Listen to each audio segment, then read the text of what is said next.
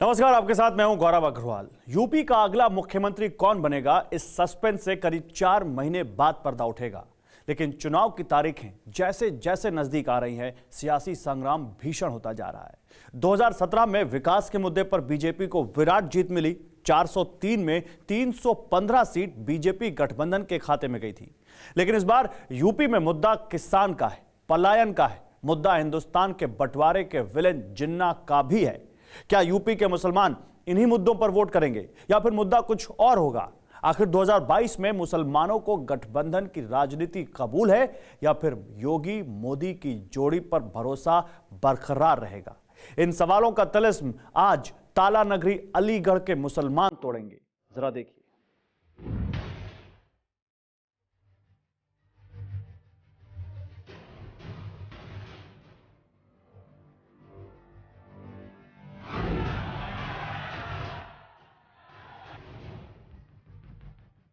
तो कहूंगा ना कि दोबारा किताबें पढ़ ली, दोबारा किताबें पढ़नी चाहिए।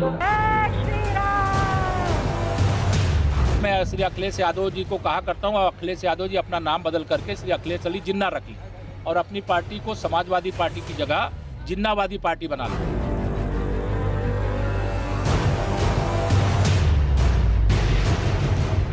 उत्तर प्रदेश में पॉलिटिक्स की ये परिभाषा बहुत अजीब है। यहाँ सियासत की सूरत अलग है, सियासी संग्राम के कायदे भी अलग हैं। ऐसा इसलिए क्योंकि यहाँ बहस बोतल से बाहर निकले जिन पर छिड़ी है। जिन हिंदुस्तान के बंटवारे के विलेन जिन्ना का है।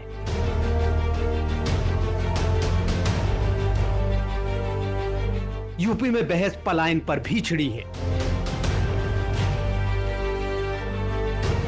अगर उत्तराखंड से मुख्यमंत्री जी का पलायन न होता तो 5 साल हमारे खराब नहीं होते। ये जो पलायन कराने आए थे, योगी जी ने यूपी में उनका पलायन करा दिया है।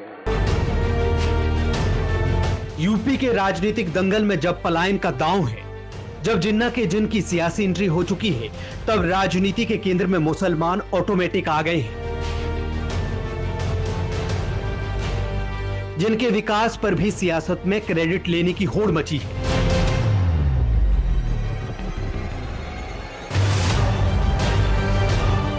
राजनीति का ये चेहरा, चरित्र और चाल यूपी के मुसलमानों को कितना चौंका रहा है, ये सवाल इसलिए क्योंकि मुस्लिम मतों के ठेकेदारों को मुसलमानों के चेहरों पर मायूसी दिखती है।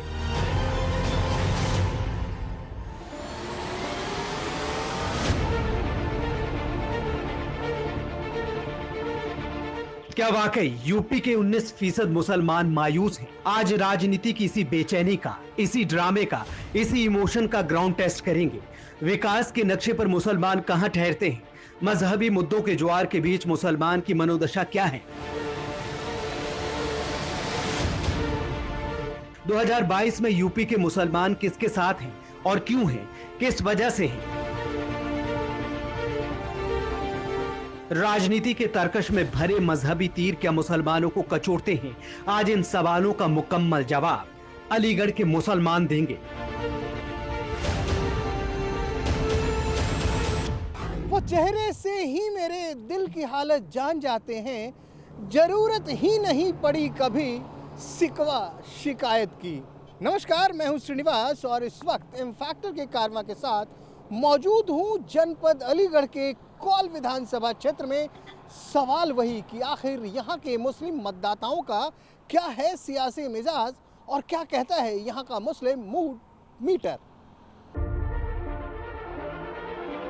1952 में अलीगढ़ की कौल विधानसभा सीट वजूद में आई। 1962 से 2012 तक ये सीट रिजर्व रही। कौल विधानसभा सीट पर करीब 4 लाख मतदाता हैं, जिनमें हिंदू वोटर्स करीब 2,55,000 के करीब हैं, जबकि मुस्लिम मतदाता करीब 1,45,000 हैं। मुसलमान यहां हार जीत का समीकरण तय करते आए हैं। हर बार यहां मुस्लिम मूड का मीटर चौंकाता है। 17 विधानसभा चुनाव कौल सीट पर हो चुके हैं, जिनमें 4 बार बीजेपी को जीत मिली, 4 बार ही कांग्रेस से यहां से जीती। 2 बार ये सीट बहुजन समाजवादी पार्टी के खाते में गई। एक बार रिपब्लिक पार्टी ऑफ इंडिया, भारतीय जनसंघ, भारतीय क्रांति दल, जनता पार्टी और समाजवादी पार्टी के उम्मीदवार चुनाव जीते।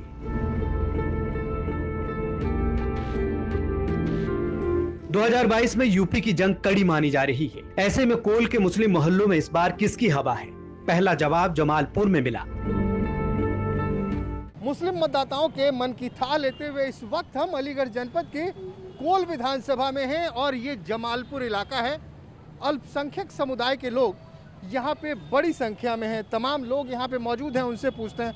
इलाका क्या, पूरा देश ही ख़राब है, हर जगह का माहौल ख़राब सा हुआ है, सारे लोग परेशान हैं बहुत ज़्यादा। क्या खराबी आ गई? खराबी बेरोज़गारी है, आज लोग सड़कों पर हैं। चुनाव में सिर्फ पब्लिक को सपने दिखाए जाते हैं कि आपके साथ ये होगा, आपके साथ आपकी ये सारी परेशानियां दूर होंगी, लेकिन सच्चाई तो ये है कि आज के दौर में बहुत सारे लोग परेशान हैं। और मैं नेताओं को भूल जाइए ना, मैं पब्लिक की पूछ रहा हूँ। क्या पब्लिक इन चीज़ों को अपना मुद्दा मानती है कि महंगाई, स्वास्थ्य, शिक्षा, बेरोजगारी मानती है ये मुद्दा? हाँ, कि वो भी जात पात धर्म मजहब फिरकों में पड़ जाते हैं। जी जी जी, बिल्कुल आपकी बात सही है। पब्लिक इसको बेशक मुद्दा मानती है। किसे मानती है मुद्दा? ये जितने पब्लिक को तो एक सीधी सी बात ये है, उसकी परेशानी दूर होनी चाहिए। लेकिन वोट देते वक्त तो सब देखते हैं ये मेरे जात का है, ये मेरे धर्म का है, ये मेरे मजहब का है। नहीं, ऐसा कोई नहीं देखता है, और जो लोग देखते हैं उनको मैं गलत समझता हूँ। नेता, इसलिए नेता भी, जितने नेता हैं जी, वो भी इसी नाम पे वोट मांगते हैं। अब देखिए ओवैसी साहब आए, ओवैसी साहब कहते हैं मुसलमानों का नेता मुसलमान होना चाहिए। कोई उधर से आता है, वो कहता है भैया हिंदू ज़्यादा है तो हिंदू ही मुख्यमंत्री बनेगा। तो क्या है ये चीज़ें हैं क्या? देखिए ओवैसी साहब अगर मुस्लिम के नाम पर वोटिंग करते हैं या और दीगर पार्टियां इस तरह से वोटिंग करती हैं, तो मैं समझता हूं ये चीज़ बिल्कुल गलत है। 2017 के विधानसभा चुनाव में कोल सीट पर कमल खिला था। जनता ने बीजेपी कैंडिडेट अनिल पराशर पर भरोसा जताया था। 2017 में 14 प्रत्याशी कोल विधानसभा सीट से लड़े थे। खास बात इस सीट पर यह थी कि कांग्रेस और समाजवादी पार्टी का गठबंधन होने के बावजूद कोल विधानसभा सीट पर समाजवादी पार्टी और कांग्रेस ने अपने अपने कैंडिडेट्स को आमने सामने लड़ाया था। नतीजे बीजेपी के पक्ष में आए। कोल विधानसभा का जमालपुर मुस्लिम मतों का मरकज है। ऐसा इसलिए क्योंकि जमालपुर में करीब 90% मुस्लिम वोटर हैं।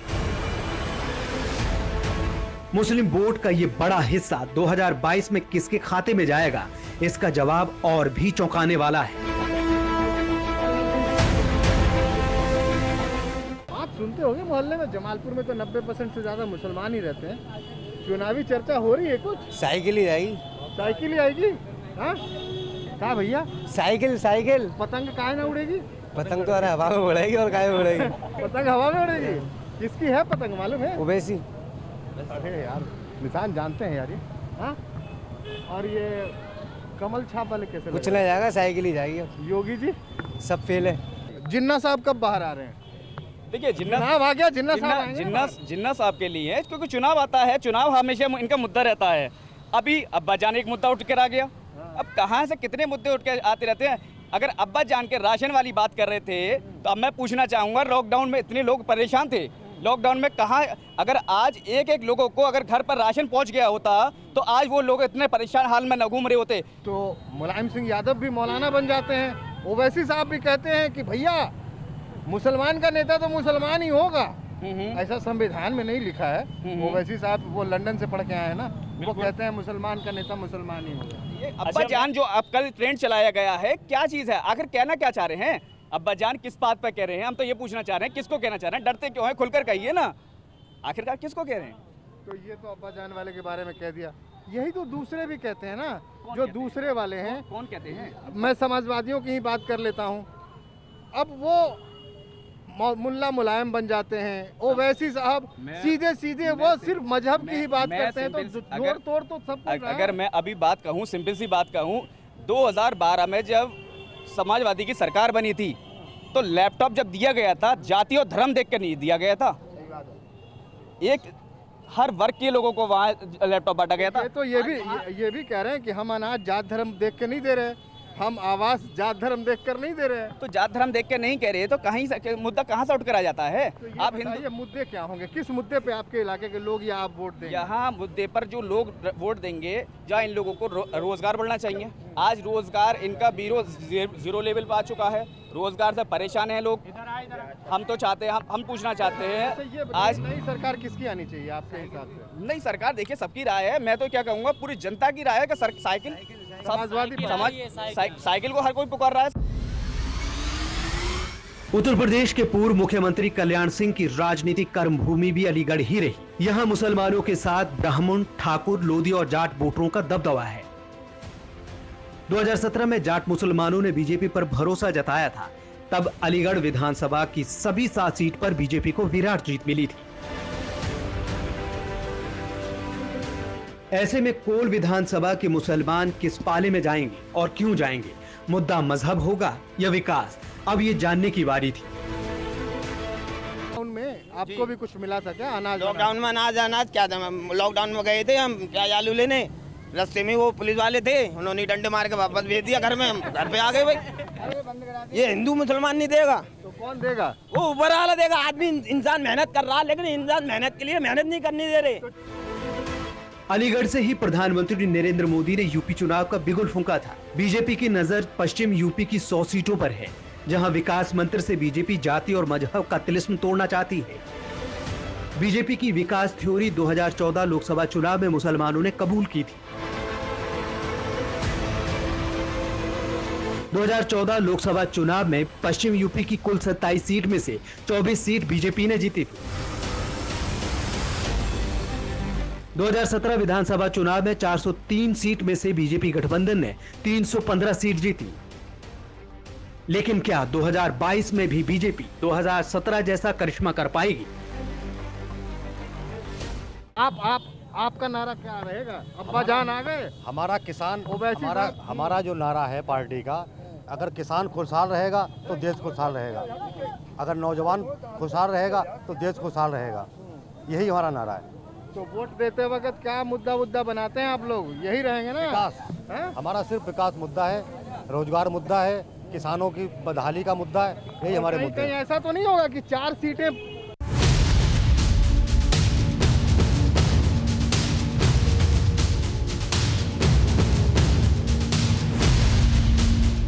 अलीगढ़ में मुसलमानों का एक बड़ा वर्ग खेती से जुड़ा है, इसलिए यहाँ के किसान हालातों में बदलाव की उम्मीद लगाए बैठे हैं। खैर, हम यहाँ से आगे बढ़े।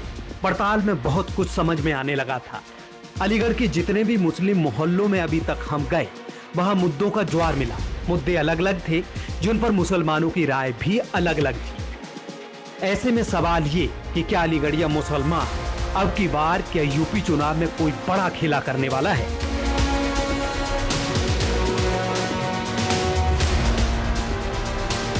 आप बताइएगा, ये आरोप लगता है मुसलमानों पे खास करके कि मुसलमान मजहब के नाम पे वोट करते हैं। देखिए, मुसलमान ने मजहब के नाम पे कभी वोट नहीं किया, क्योंकि मुसलमान ने आज तक किसी मुस्लिम पार्टी को वोट किया ही नहीं। सन 52 पहले इलेक्शन थे, आज तक ले लीजिए। केरला की बात छोड़ दिए, जहाँ 1-2 सीटें मुस्लिम लीग जीत लाए, या ओवैसी की बात छोड़ दीजिए, जब वो हैदराबाद में 1-2 सीटें जीत लाए। क्या मुस्लिम लीग ने भारत में? ओवैसी तो बिहार में भी सीटें जीत ला रहे हैं, वो अब और यहाँ भी ताल ठोक रहे हैं। वो अब जीत लाएगा सीटें, लेकिन सीटें लाएंगे ओवैसी? नहीं, यहाँ नहीं लाएंगे। यूपी में नहीं, कोई सीट नहीं लाएंगे। ये लोग जो बोल रहे हैं, चारों तरफ झूठ बोल रहे हैं, कह रहे हैं कि बहुत महंगी है।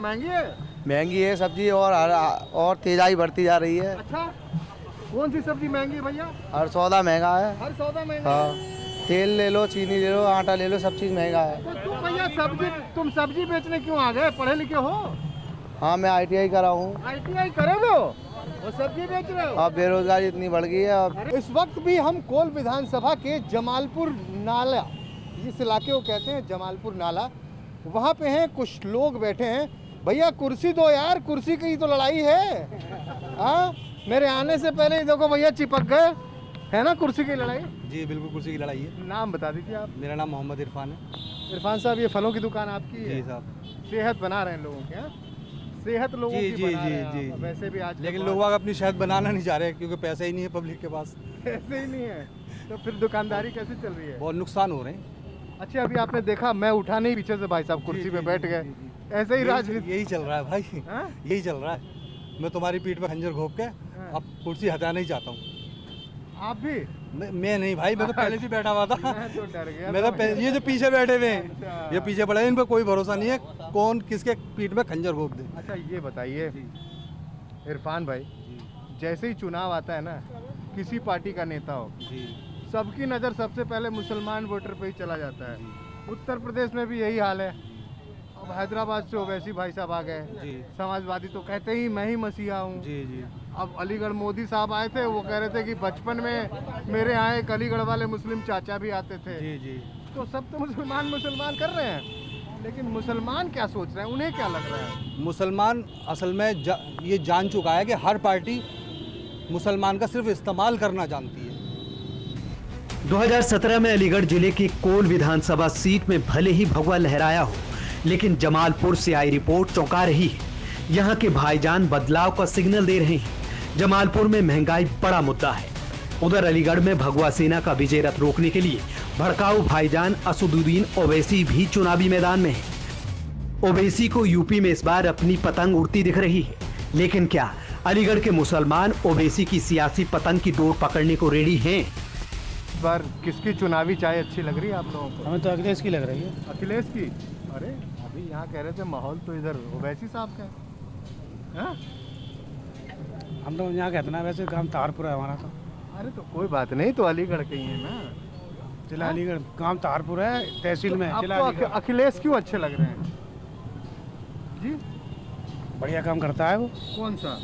जो कोई देख लो, कोई सा भी, हाँ? कोई सा भी, सब जैसे बढ़िया आप काम बता दीजिए ना।